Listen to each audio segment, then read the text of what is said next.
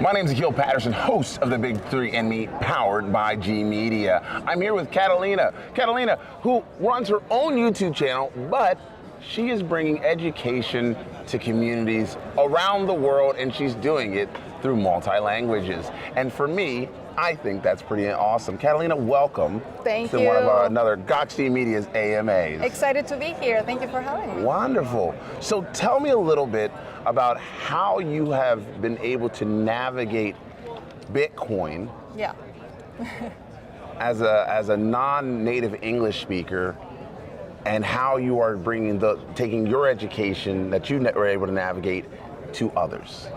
Well, my main focus right now is in the Spanish market, Spain and Latin America. However, I used to do interviews and videos in English. I should continue doing that, but my main focus is in Spanish. I'm from Argentina, from Buenos Aires, Argentina, and 2017 I saw the potential of this technology, the double potential, human impact and wealth creation. So I recognized it and said, I want to do something here, build my brand, educate myself and educate others, bring value to the community.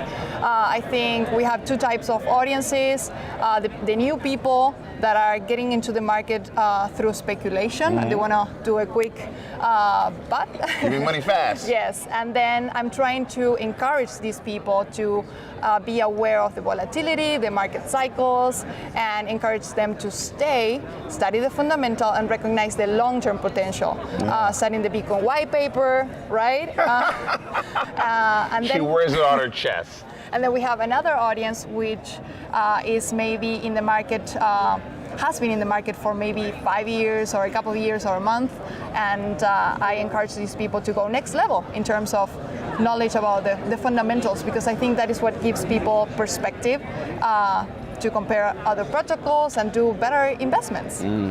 Now, one of the things that I know, because as I have to be honest, as an American, I guess I take it from the book Trevor Noah's Born a Crime. He goes, I wrote this book in English, and I remember everything in English, but I wasn't speaking English when I was going through those actions. So, so he always says, he goes, I have to remember that English isn't the first language that I learned, and people oftentimes have a very hard time translating information. It happened to me that at the beginning in 2017, most of the best information I found was in English, and then I had to translate it myself in order to communicate to my market. Yeah. Such as Andreas Antonopoulos' book. He didn't have all his books translated by that time.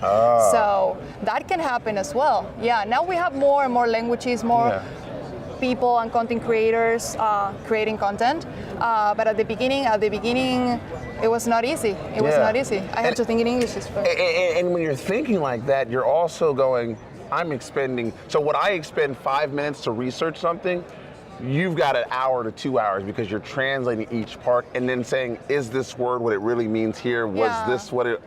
Takes a little bit longer. Not anymore. I would say not anymore. It depends on the topic, but it took longer, for sure. Now, do you feel as though the Bitcoin community as a whole has been embracing of the Spanish-speaking community? Yeah. You mean people encouraging the Spanish market to grow? Yeah. Yes, 100%. We need more adoption in Latin America. For example, yesterday Jack Mallers announced that Lightning Network is expanding in so many stores in the United States, such as Walmart, Chipotle, and many Shopify. Unfortunately, in Latin America, we have less than 1% of the Lightning Network nodes. So we need more adoption. We need more community growth. We need more products and services doing and integrating this kind of technologies.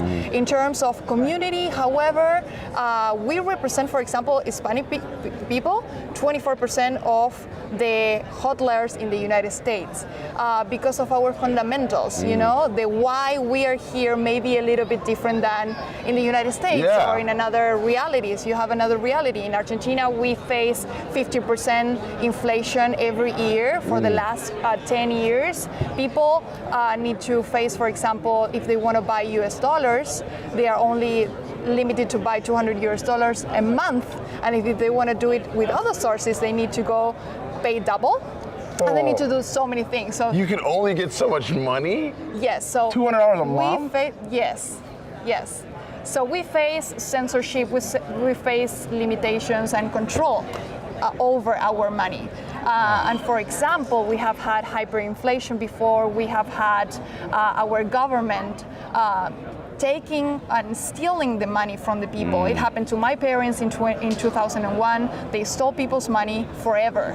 Like, can you imagine your savings being gone like that from one moment to the other? Yeah. So the why we're here is different, and I think that is encouraging the more and more professionals, developers, and the community to grow. Yeah, that is awful.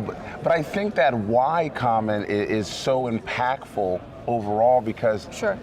why I'm here is different than why you're here. Yeah. But our communities that we represent are both suffering in some way, shape, or form. Sure. And for you just said it, you go, my family had all their money taken.